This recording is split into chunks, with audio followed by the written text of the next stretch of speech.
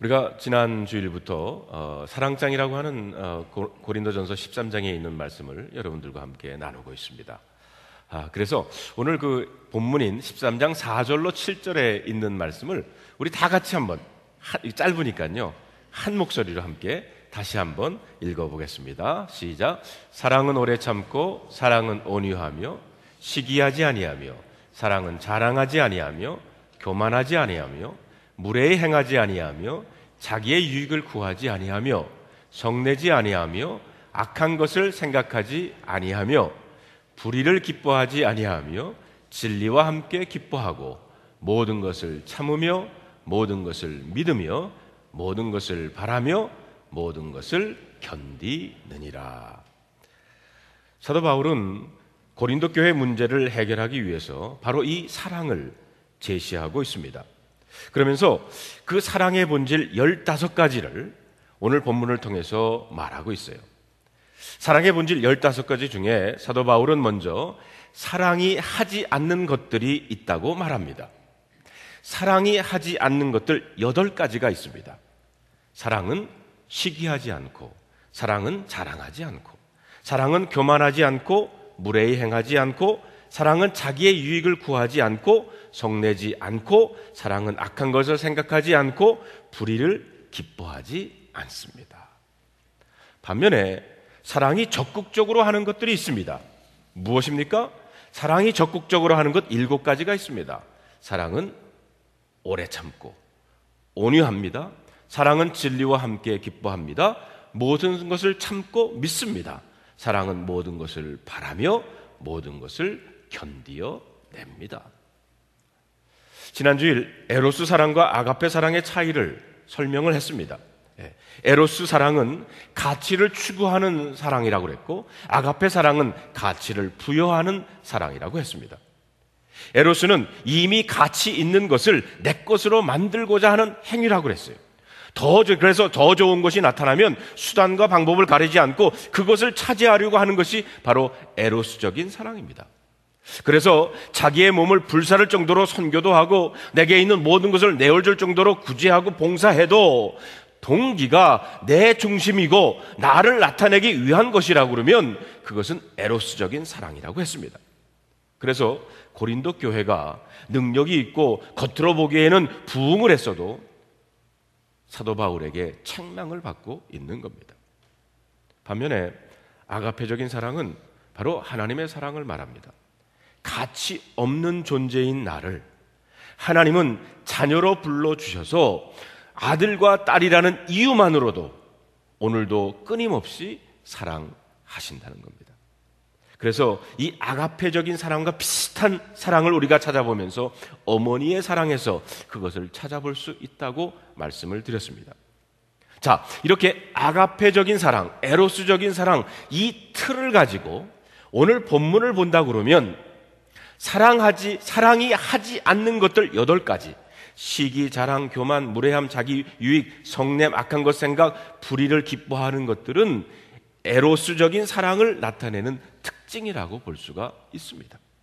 이에 비해서 사랑이 적극적으로 하는 것 7가지, 오래 참음, 온유, 진리와 그리고 기뻐하고 참고 믿고 바라고 견디는, 이것은 아가페적인 사랑을 나타내는 특징이라 볼 수가 있습니다. 그래서 오늘은 여러분들과 함께 먼저 사랑이 하지 않는 것들 8가지를 여러분들과 함께 살펴보기를 원합니다. 첫째는 사랑은 시기하지 않습니다. 구약에 나오는 사울왕과 다윗의 관계에서 우리들은 사울왕의 이 시기심을 찾아볼 수가 있습니다. 사무엘상 18장 6절로 9절에 보면 제가 표준서번역에서 읽어볼게요. 다윗이 블레 사람을 쳐 죽이고 군인들과 함께 돌아올 때에 이스라엘의 모든 성읍에서 여인들이 소고와 꽹과리를 들고 나와서 노래하고 춤추고 환호성을 지르면서 사울왕을 환영하였다. 이때 여인들이 춤을 추면서 노래를 불렀다. 사울은 수천 명을 죽이고 다윗은 수만 명을 죽였다. 이 말에 사울은 몹시 언짢았다. 생각할수록 화가 치밀러 올랐다. 사람들이 다윗에게는 수만 명을 돌리고 나에게는 수천 명을 돌렸으니 이제 그에게 더 돌아갈 것은 이 왕의 자리밖에는 없겠군 하고 투덜거렸다. 그날부터 사울은 다윗을 시기하고 의심하기 시작하였다. 사실 우리들의 내면을 들여다보면 이런 사울의 시기심이 다 있습니다. 이것이 우리들의 모습이고 그리고 본능입니다. 시기하는 것은 다른 사람이 가지고 있는 것들 몰래 또는 노골적으로 똑같이 갖고 싶어 하는 것이 바로 시기입니다.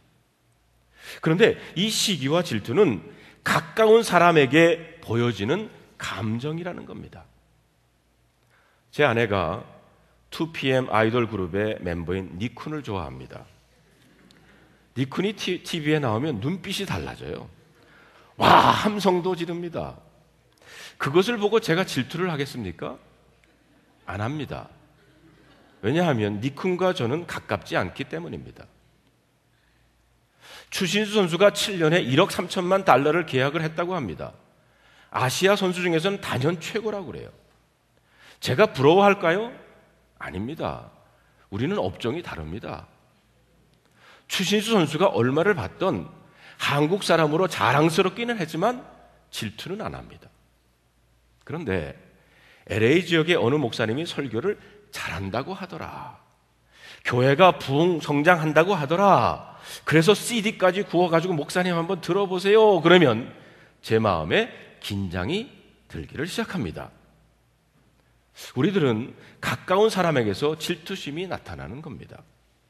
그런데 이 시기심의 출발은 아주 미세한 감정에서 출발한다는 겁니다. 다른 사람을 좋게 평가하지 않으려고 하는 우리 마음속에 은밀한 그런 본능이 있어요. 누가 목회를 잘한다더라. 그러면 제 마음의 첫 반응은 지가 잘하면 얼마나 잘해. 별것 아니던데. 제 마음에 이런 미세한 감정이 들기를 시작해요. 상대방을 인정 안 하는 겁니다. 바로 여기에서 출발하는 거예요. 제가 오늘 아침에 이렇게 제 마음을 다 열어 보이는 것은 제가 알기로는 여러분도 다 그런 본능이 있는 줄을 알기 때문입니다. 요셉이 자기 아버지에게 인정을 받고 아버지가 요셉을 편애하자 요셉의 형들이 처음에는 어떤 마음을 갖습니까? 그런 소리를 듣자 요셉을 처음부터 파묻어 죽여야 되겠다. 처음부터 이런 감정 갖지 않았어요. 감정이 아주 조그맣게 움직이기 시작합니다. 저 자식이 뭐가 이쁘다고 아버지가 저렇게 사랑을 할까? 그런데 문제는 그 조그마한 감정을 그냥 놔두었더니 비슷한 생각을 가진 사람들끼리 수군거리기를 시작합니다. 형들 보기에도 요셉이 예뻐? 아버지가 요셉만 편애하는 것 불공평하지 않아? 이러면서 감정이 표현되기를 시작합니다. 그러하기 때문에 그런 감정을 방치해 두었더니 나중에는 요셉을 죽이고자 하는 생각까지로 발전하게 되었다는 겁니다. 성도 여러분, 여러분들께 간곡히 부탁을 드립니다. 내 안에 시작되는 그 세미한 감정이 나타나면 지가 잘하면 얼마나 잘해. 바로 이런 감정이 들기를 시작하면 여러분 이것이 알람, 경고등이라는 것을 잊지 마시기를 바랍니다. 사울왕이 다윗에 대해서 이렇게 반응을 했다면 좋았을 것입니다. 사울이 죽인 자는 천천히요 다윗이 죽인 자는 만만이라. 그래도 그렇지 이 여인들은 철이 없기는 없구만. 보통 여자들이 철이 없나 봐요. 죄송합니다. 그냥 다윗을 칭찬하면 될 텐데 왜 나와 다윗을 비교할까? 허나 이런 승리의 날에 내가 작은 일로 마음 상하게 해서는 되겠는가? 나라가 위태로운 상황에서 다윗이 나타나 나라를 위기에서 구했으니 얼마나 감사한 일인가? 이제 우리나라에도 다윗 같은 인물이 있으니 블레셋이 다시는 우리를 업신여기지 못할 거야. 다윗을 잘 키워서 군대 장관으로 삼아야지. 하나님이 내게 참 귀한 사람을 보내주셨어. 어서 나가 백성들과 함께 이 승리의 기쁨을 만끽하자. 사랑은 시기하지 않습니다. 둘째로 사랑은 자랑하지도 않습니다. 이 자랑이라고 하는 단어를 히라보에 찾아보니까 페르페루 에타이라고 하는 단어입니다. 그 뜻은 바람주머니처럼 자기의 헛된 영광을 드러낸다라는 거예요. 그래서 여러분, 이 자랑을 하게 되면 꼭 과장이 들어갑니다. 그러하기 때문에 자랑에 몰두되어 있으면 나중에는 남도 속이고 그리고 또한 자기 자신도 속이게 됩니다. 시기의 초점이 상대방에게 있다고 그러면 자랑의 초점은 내 자신에게 있습니다. 시기는 타인의 업적을 물어 돌린다면 자랑은 자기의 업적을 극대화시키려고 하는 것이 바로 자랑입니다. 그래서 자랑은 나를 해롭게 하는 무서운 독소가 될 수도 있다는 겁니다. 그런데 내가 자랑하고 있는 내용이 여러분, 나의 영적인 상태를 말해준다는 것 아십니까? 지난 한 주간 동안 여러분들은 뭘 자랑하면서 사셨습니까? 사도 바울은 빌립보서 3장 4절로 9절에 아주 의미 있는 이야기를 하고 있습니다. 들어보십시오. 그러나 나도 육체를 신뢰할 만하며 만일 누구든지 다른 이가 육체를 신뢰한 것이 있는 줄로 생각하면 나는 더욱 그러하리니 나는 8일 만에 할례를 받고 이스라엘 족속이며 베냐민 지파요 히브리 중에 히브리인이요 율법으로는 바리새인이요 열심으로는 교회를 박해하고 율법의 의로 흠이 없는 자다. 여러분, 예수님 만나기 전까지의 바울의 자랑거리였었어요. 계속됩니다. 그러나 무엇이든지 내게 유익하던 것을 위하여 다 해로 여길 뿐더러 또 모든 것을 해로 여김은 내 그리스도 예수를 아는 지식이 가장 고상하기 때문이라. 내가 그를 위하여 모든 것을 잃어버리고 배설물로 여김은 그리스도를 얻고 그 안에서 발견되려 함이라.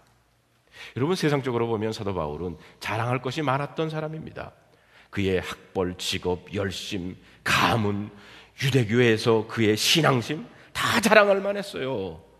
그러나 다메섹 석상에서 예수 그리스도를 만난 후에 그는 이 모든 것이 배설물이 뭡니까? 똥입니다. 그것으로 여겼다는 거예요. 그리고 오직 나에게 자랑할 것은 예수 그리스도밖에는 없다라고 했습니다. 사랑의 40일 캠페인이 끝나면서 여러분의 그리고 저의 자랑의 내용이 달라질 수 있기를 바랍니다. 사랑은 세상적인 것을 자랑하지 않습니다. 셋째로, 사랑은 교만하지 않습니다. 자랑은 시기심의 다른 면이라고 할 수 있는데 다른 사람들로 하여금 내가 가지고 있는 것을 시기하게 만드는 것이 바로 자랑이에요. 시기의 다른 면이 자랑이고 자랑은 우리로 하여금 교만하게 만듭니다. 그리고 그 교만이 외적으로 표현된 것이 네 번째 나오는 무례함입니다. 그런데 악한 요소들은요, 한꺼번에 나타나는 것이 아니라 이렇게 점진적으로 나타납니다. 여러분, 처음부터 교만한 사람 없습니다. 자기 자랑이 많아지니까 나중에는 그리스도를 자랑하는 것이 아니라 유치한 것을 자랑하게 되더라는 겁니다. 존 파이퍼라고 하는 사람이 현대 시대에 조심해야 될 것 세 가지 교만이 있다고 그랬습니다. 첫째가 지식이고요, 둘째가 능력이고요, 셋째가 물질입니다. 그런데 이 지식의 교만의 반대말이 지식적 겸손인데 바로 이 존 파이퍼가 21세기에 필요한 것이 바로 이 지식적 겸손이다라고 했습니다. 고린도전서 8장 1절에 보면 지식은 교만하게 하며 사랑은 덕을 세운다라고 했습니다. 다시 말하면 사랑이 없는 지식은 교만하다는 거예요. 그런데 이 고린도 교회에 많은 은사와 많은 지식이 있었습니다. 그들은 지식을 자랑하고 그리고 그 지식을 아주 중요하게 생각했어요. 그러다 보니까 그 지식을 가지고 남을 폄하하고 무시하는, 다시 말하면 에로스적인 사랑으로 나타났다는 거예요. 여러분, 이 지식이 하나님의 사랑, 아가페적인 사랑으로 포장되어야 합니다. 김영길 총장님께서, 한동대 총장이셨던 김영길 총장님께서 쓰신 신 트로피 드라마라고 하는 그 책에 보면 그 총장님께서 그 한동대학을 시작하면서 이런 슬로건을 가지고 시작을 하셨어요. 공부해서 남 주자. 여러분 우리 어렸을 때 공부 안 하면 선생님이 뭐라고 그랬습니까? 부모님들이 뭐라고 그랬습니까? 야 임마, 공부해서 남 주냐? 그랬잖아요. 그런데 공부해서 남주자는 겁니다. 이게 지식을 아가페적인 사랑으로 가지고 있는 겁니다. 현대사회에서 겸손은 미덕이 아닌 것처럼 보입니다. 능력의 교만이 충만한 시대가 바로 우리가 살고 있는 이 시대입니다. 그래서 에로서적인 사랑, 더 매력적인 것을 쟁취해야 우리는 인정을 받습니다. 그러다 보니까 능력을 추구하고 능력을 과시하는 그런 시대가 되고 말았어요. 교회도 그랬었습니다. 교회마저도 크고 외적인 성장에 목적을 두고 있어요. 교회 건물도 의리하게 경쟁적으로 짓고 있고요. 큰 교회, 시설 좋은 교회, 좋은 프로그램 있는 교회를 추구하고 있는 것이 바로 우리들 아닙니까? 그런데 고린도전서 1장 26절로 29절에 보니까 여러분 잘 한번 들어보세요. 사도 바울이 이렇게 말합니다. 형제들아, 너희를 부르심을 보라. 육체를 따라 지혜로운 자가 많지 아니하며 능한 자가 많지 아니하며 문벌 좋은 자가 많지 아니하도다. 그러나 하나님께서 세상에 미련한 것을 택하사 지혜 있는 자를 부끄럽게 하시려고, 세상에 약한 것들을 택하사 강한 것들을 부끄럽게 하시려고, 하나님께서 세상에 천한 것들과 멸시받는 것들과 없는 것들을 택하사 있는 것들을 폐하려 하시나니 이는 아무 육체도 하나님 앞에서 자랑하지 못하게 하려 하십니다. 여러분, 성경에 보면 하나님께서는요, 하나님의 일을 위해서 약한 자를 들어 쓰십니다. 오병이어 기적의 사건, 물고기 2마리와 보리떡 5개로 5,000명이 먹이는 그런 기적을 일으키셨을 때 누구를 사용하셨습니까? 어린아이의 도시락을 하나님은 사용하셨습니다. 또한 물질적 풍요로움이 가져다주는 교만이 있다고 그랬어요. 신명기 8장 10절로 14절에 보면 이런 말씀이 나옵니다. 내가 오늘 내게 명하는 하나님의 명령과 법도와 규례를 지키지 아니하고 내 하나님 여호와를 잊어버리지 않도록 삼갈지어다.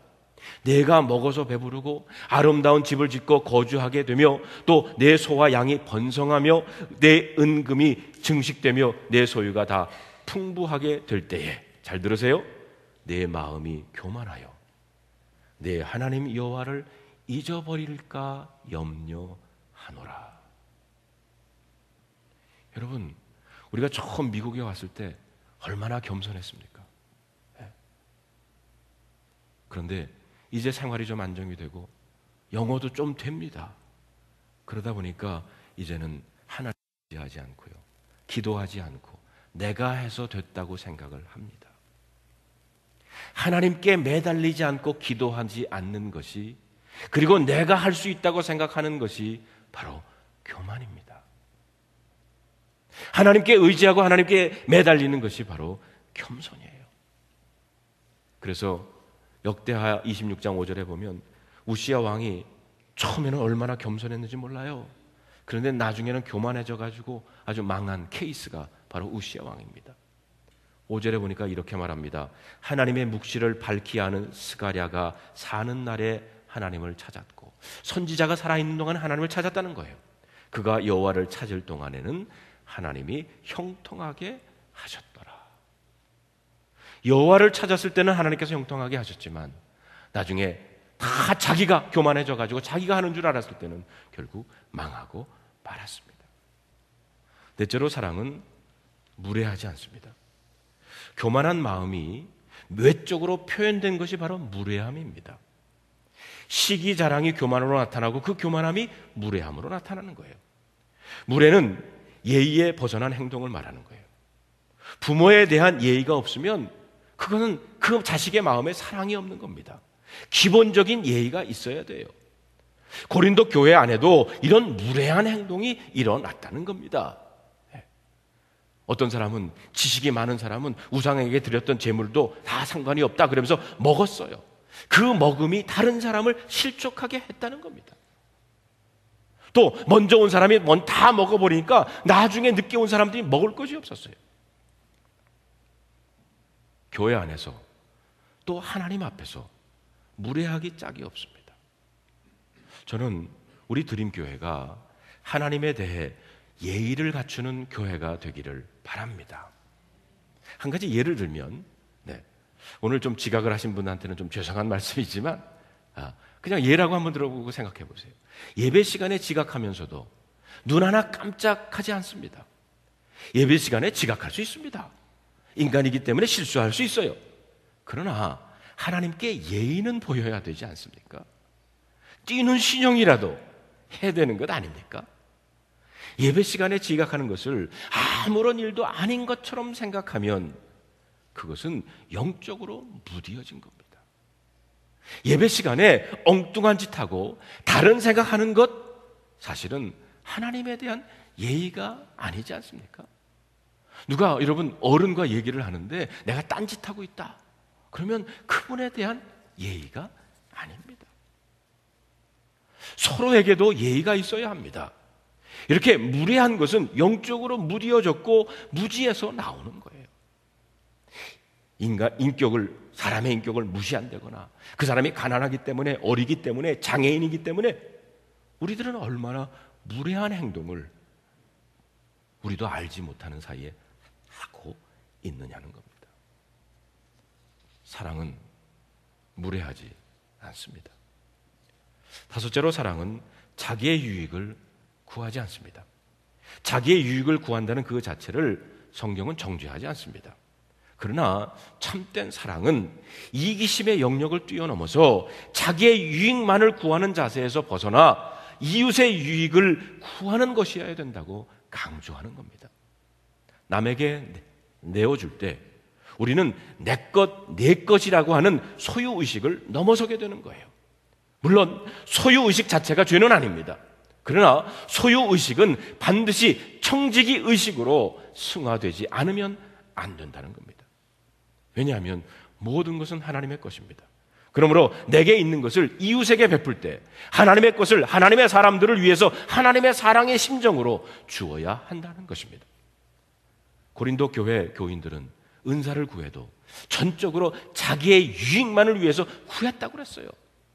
하나님께서 은사를 주신 궁극적인 목적은 형제를 섬기고 교회의 덕을 세우기 위해서 은사를 주셨건만, 고린도 교회 교인들은 자기의 유익을 위해서, 자기를 드러내기 위해서 은사를 구했다는 것을 사도 바울은 책망하고 있는 겁니다. 성도 여러분, 참된 사랑은 주는 거예요. 우리가 잘 아는 요한복음 3장 16절에 하나님의 세상을 이처럼 사랑하사 독생자를 주셨으니, 여러분, 사람이 없어서 못 주는 것이 아니라 사랑이 부족해서 못 주는 겁니다. 여섯째로, 사랑은 성내지 않습니다. 이 성낸다고 하는 것은 감정이 폭발한다는 거예요. 골리앗을 죽이고 돌아오는 다윗을 향하여 백성들이 사울은 천천히요 다윗은 만만이라고 노래할 때 사울 안에는 큰 분노가 일어났어요. 사울의 분노 밑에는 낮은 자존감과 다윗에 대한 열등감, 그리고 백성들의 민심이 자기에게서 떠날 수 있다고 하는 두려움이 있었다는 겁니다. 그 분노로 사울은 일평생 미치광이 살인마가 되어 살다가 비참한 최후를 맞이하게 됩니다. 이스라엘 백성들이 앞에는 홍해, 뒤에는 애국 군대들이 추격해오는 진퇴양난의 상황에서 지도자 모세에게 집단적인 분노를 표출을 합니다. 그것은 곧 애국 군사들에 대한 두려움, 살아계신 하나님을 믿지 못하는 불신앙이 원인이었다는 겁니다. 요셉의 형들은 요셉 때문에 아버지로부터 받았던 관심과 사랑을 받지 못한다고 생각을 했습니다. 그래서 요셉은 더 이상 형들에게 사랑스러운 동생이 아니라 미움과 분노의 대상이 되었던 겁니다. 어린 동생을 깊은 구렁텅이에 던져버렸던 형들의 마음에는 요셉에 대한 시기, 질투, 비교의식으로 인한 큰 상처가 자리 잡고 있었기 때문입니다. 성경은 곳곳에서 노하기를 더디하라고 말합니다. 분노가 일어나는 대로 즉각적으로 말하고 행동하면 반드시 어려움이 옵니다. 관계가 깨어지고 다툼이 일어나고 일을 그치게 된다는 것입니다. 그러므로 분노가 일어날 때 그 분노의 감정을 추스리고 내 마음을 잠잠히 살피는 것은 예수님을 바라보는 정말 중요한 믿음의 태도인 것입니다. 여러분, 두산그룹의 박용만 회장이라는 분이 계세요. 이분은요, 그 기업을 운영할 때면 얼마나 부하 직원들이 일을 잘못 처리할 때 화가 납니까? 네. 그런데 화가 난 상태로 당사자를 불러서 얘기를 하거나 혹은 책망의 메시지를 메일로 보내면 반드시 그것이 상처로 남게 된다는 거예요. 그래서 이분은요, 어떻게 하냐면 화가 날 때 3분짜리 모래시계를 엎어놓는다고 그래요. 그리고 그것이 다 내려갈 때까지 기다린다고 합니다. 3분 동안 흥분된 마음을 가라앉히고 상황을 다시 한번 객관적으로 판단해 보려고 노력한다는 거예요. 이분이 예수님을 믿는 크리스찬인지 아닌지는 잘 모르겠지만 이분이 그 분노가 일어난 상황에서 보여준 행동은 대단히 성경적이라고 생각이 듭니다. 사랑은 성내지 않습니다. 7번째로 사랑은 악한 것을 생각하지 않습니다. 여기서 생각이라고 하는 것은 히라보로 로기 조마이라고 하는 단어인데 이 단어는 계산된 것을 보관한다라는 뜻이에요. 그래서 악한 것을 생각한다는 말은 남이 내게 입힌 상처와 그리고 피해의 그 기록들을 보관해두고 그리고 나중에 또 읽어보고 또 생각한다고 하는 의미입니다. 화가 날 때 입을 다무는 사람이 있는가 하면 화가 날 때 폭발하는 사람들이 있어요. 그런데 누군가 건드려서 화가 날 때 그 등껍질 속으로 쑥 몸을 감추는 사람을 거북이형이라고 그래요. 내성적인 사람이기 때문에 이 사람은 차곡차곡 그것을 쌓아둡니다. 정리도 잘해요. 그리고 가끔씩 그것을 꺼내가지고 묵상도 합니다. 이 사람이 나한테 이때 이런 말 했지? 이게 거북이형이에요. 반면에 누군가 건드리면 성내는 사람, 이런 사람은요 독한 냄새가 나는 방귀를 뀌고 도망가는 스컹크형이라고 그럽니다. 여러분들은 어떤 형입니까? 그래서 재미있는 것은 스컹크형 사람들이 대개 거북이형 사람들과 결혼을 한다는 거예요. 사랑은 악한 것을 생각하지 않고 망각하는 거예요. 잊어버리는 겁니다. 여러분 필리핀은 천주교 나라 아닙니까? 천주교인 중에 어느 마을에 아주 여인이 있는데 참 신앙이 좋아서 이분은 기도할 때마다 환상 중에 예수님을 만난다는 거예요. 그래서 그 지역의 추기경이 이 천주교인들은 그런 영적인 체험을 하면 신부님이나 추기경한테 그것이 맞는지 검사를 해봐야 됩니다. 추기경이 불렀어요. 당신이 기도할 때마다 환상 중에 예수님을 만난다고 한다는데 그게 사실입니까? 사실입니다. 그러면 다음번에 예수님 만나면 내가 신학교 다닐 때 지었던 죄가 무엇인지 한번 물어봐 주세요. 왜냐하면 그것은 이 추기경이랑 예수님밖에 모르는 죄이기 때문입니다. 근데 나중에 이제 또 이 여인이 예수님을 만났다는 거예요. 그래서 그 추기경이 그 여인을 불렀습니다. 정말 당신이 예수님 만났습니까? 만났다는 거예요. 내가 부탁한 거 해봤습니까? 해봤다는 거예요. 그래서 예수님이 뭐라고 하시던가요? 내가 신학교 다닐 때 내가 지었던 죄 예수님이 뭐라고 하시던가요? 그랬더니 이 여인이 하는 말이 예수님께서 저에게 말씀하시기를 I do not remember it. 내가 기억하지 못한다. 이사야서 43장 25절에 보면 나는 나를 위하여 내 허물을 도말하는 자니 내 죄를 기억하지 아니하리라. 하나님은요 한 번 회개한 죄는 기억하지도 않는다고 그랬어요. 그러면서 그 사랑을 보여주신 하나님이 여러분과 저에게 요구하신 것이 하나 있습니다. 에베소 4장 26절에 보니까 분을 내어도 죄를 짓지 말며 해가 지도록 분을 품지 말라고 하셨어요. 분을 내어도 죄를 짓지 말라고 하는 것은 성내지 말라는 뜻이고요. 해가 지도록 분을 품지 말라는 것은 악한 것을 생각하지 말라는 것입니다. 사랑하는 성도 여러분, 부부간에 그동안 차곡차곡 쌓아두었던 앙금과 분노와 아픈 기억 때문에 악한 생각이 있다 그러면 여러분 오늘 이 시간 딜리트 시키시기를 바랍니다. 컴퓨터에 보니까 좋은 게 하나 있던데 딜리트 단추 하나만 누르면 싹 지워지더라고요. 사랑은 악한 것을 생각하지 않습니다. 8번째로 사랑은 불의와 기뻐하지 않습니다. 이 불이라고 하는 단어가 아디키아라고 하는 단어인데 율법을 깨트린다. 즉 불이라고 하는 것은 범죄의 결과를 뜻합니다. 진정한 사랑은 그것이 자신의 죄든 남의 죄든 범죄의 결과를 보고 기뻐하지 않는다는 거예요. 아니 목사님 자기 죄에 대해서 기뻐하는 사람도 있습니까? 고린도 교회 사람들이 그랬습니다. 여러분 고린도전서 5장 1절에 보니까 그 고린도 교회 안에 어느 교인 하나가 자기 새엄마와 성관계를 가졌다고 하는 아주 몰상식한 그런 인간이 있었어요. 그럼에도 불구하고 그 교회가 2절에 보니까 그리하여도 너희가 오히려 교만해가지고 통한이 여기지 아니하고 그 행한 자를 너희 중에 쫓아내지도 않았다는 겁니다. 그냥 뒀다는 거예요. 6절에 보니까 너희가 자랑하는 것이 옳지 않도다. 어떻게 보면 자기들이 범죄한 것을 합리화시켜가지고 불의를 자랑하는 자들. 이런 사람들은요, 도덕의 판단 기준을 하나님의 진리, 하나님의 그 판단의 기준에 맞춘 것이 아니라 자기의 부패한 이성과 감정에 그것을 맞추다 보니까 불의와 기뻐하게 되는 거예요. 사랑은 불의와 기뻐하지 아니하고 사랑은 진리와 함께 기뻐한다고 그랬어요.